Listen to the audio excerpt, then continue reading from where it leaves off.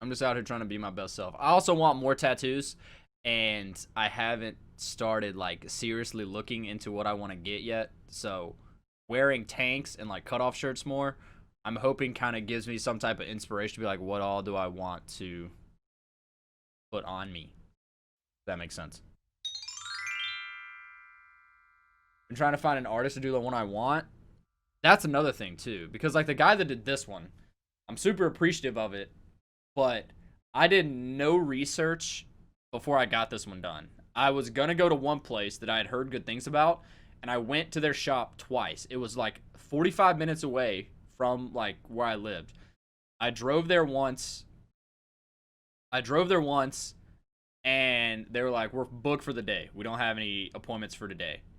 And then I left, and then I called another time. And they're like, "Yeah, we're booked for today. We only have one artist here. Come back on like this day." And then I went back on that day, and they're like, "Yeah, we have another guy that's out. We only have one artist here.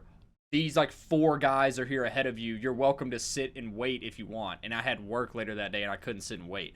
So a guy that I was working with at the time had recently gotten a piece done, and he told me where he went, and it was a guy who was relatively new to our area. His shop was relatively new, but he was like, "Yeah, he did super good work on me. Like, I'm sure he can hit you up." Da da da.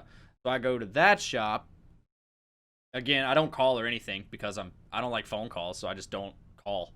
So I just walked into a shop, and I was like, "Hey, like I'd like to get tatted." And he was like, "Are you my whatever appointment?" And I was like, "No, I haven't made an appointment. Do I need to?" He said, "Well, this guy made an appointment. He hasn't showed up. I can just do you in his place." And I was like, "Oh, bet. For sure." So I had done, I knew what I wanted. Like, this is what I wanted, but I hadn't done like any expository research. I knew this is what I wanted and where I wanted it. So I showed him the picture. I'm like, "This is what I want." I didn't know how tattoo artists work. I thought they just looked at it and then could draw it. I thought they were just artists. I don't know. And I know some people that do that. But I was like, I showed him the picture on my phone. I was like, "This is what I want." He's like, "Can you email that to me?" I was like, "Yes." So I emailed it to him from my phone. He printed out like 4 different sizes. I think this was like the medium. Going back, I wish I would have gotten it a little bit bigger so we could have put a little more detail on it. But at that point I was nervous. And I was like, I don't really want this like too big, because I didn't want it touching my titty. I wanted it more like up here, chest size, and not like titty. I didn't want it around my nipple. So I got it. He tatted me up, and I'm like super appreciative of it. But like I said, I wish I could have gotten a little more detail in it. So whatever I get for my next one, I'm gonna do a little more research, figure out what I want, where I want it, and then do research on who can do what I want, whatever. I'm way too picky to not get exactly. So that's what with this one, I was like, I knew I wanted a tattoo, and it was like a summer where I was living by myself. I was working like 2 part-time jobs, or 2.5 part-time jobs technically. So I was like, I have a little bit of money. I want a tattoo. I'm gonna go get a tattoo, and then I just went and got it one day, and yeah. So I'm doing more research next time. You don't want to end up with a tiny girl tattooed on me and then get chonky. True though. True though. I had this teacher in middle school, and she was talking to us about tattoos, because obviously when you're in middle school, we were like 13 at the time, so obviously you're very impressionable. You're becoming a preteen, teenager. You're going to start trying to make your own decisions, thinking like whatever, 13, 14 years old. And she was telling us about tattoos because different people were talking about getting tattoos at that young of an age, and she was like, "I don't support it." And we were like, well, "Okay." Like, you're a middle school teacher. We don't care what you think, because we're middle school kids. And she said, she was like, "Well, think about it this way. When you're a teenager or a young 20-year-old or a young adult, and you get a tattoo of Tweety Bird because you like Tweety Bird or you like Looney Tunes or whatever, you get a tattoo of Tweety Bird. In 40 years, when you're 50 or 60 years old, that Tweety Bird is going to turn into Big Bird, and you're not going to want it then."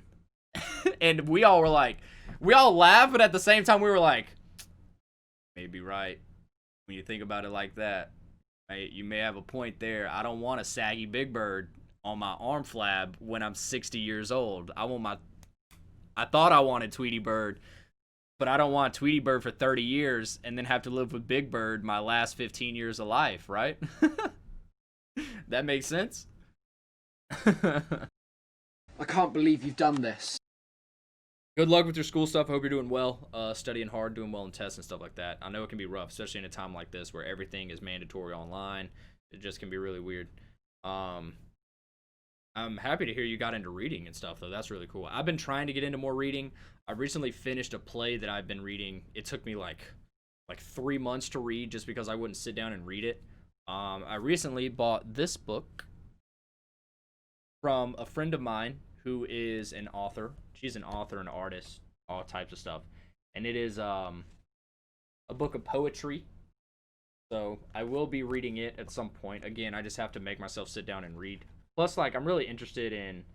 I like reading. Like, growing up as a kid, I read a lot of novels, fiction, nonfiction. Just read everything. But as I got older, I did enjoy short works, short stories, poems, plays. I enjoyed that sort of format of literature as well. So with me knowing her personally, I think this is a really interesting and cool thing, and it's a way to support a friend by just buying her book on Amazon. So I'm gonna dive into that one at some point. I just have to make myself sit down and start it, and then I will grind through it. But yeah, reading is really powerful, man. It's a way to escape like everything that's going on right now in the world, and just kind of take a breath and kind of reset yourself mentally for sure. That's what I use it for, at least. Just kind of to escape reality for just, even if it is just a few minutes or an hour. Kind of nice just to have like a mental reset if you need to, right? I have this book.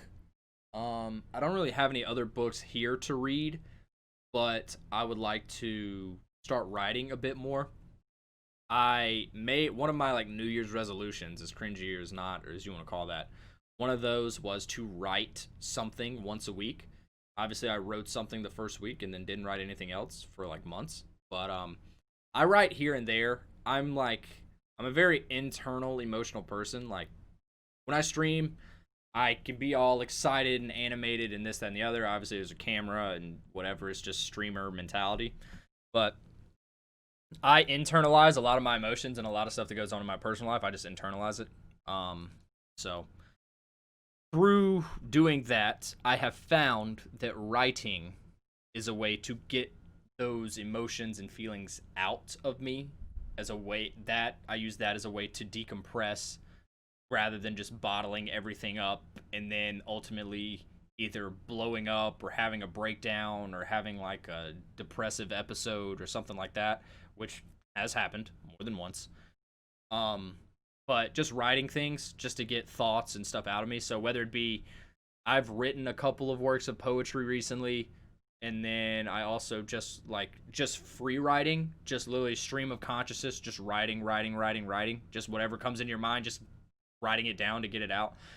I like writing. I just have to do it for the right reasons, and I have to be in the right mood. Another thing that really gets me is, I don't know if anyone else is like this, but I will go my whole day and not have a single thought in my head. Just complete smooth brain, no thoughts day. I'll wake up, eat, go to the gym, come back, stream, get done streaming, eat dinner, watch YouTube, and have like no deep thoughts, inspirational thoughts, whatever. I mean, I may like think about one or two things or may get sad at something or like a memory or whatever, but like it's nothing too deep.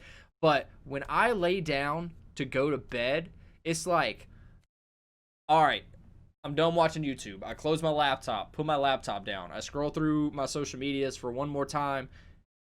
Text text whoever I'm texting like one more time if I'm texting anybody.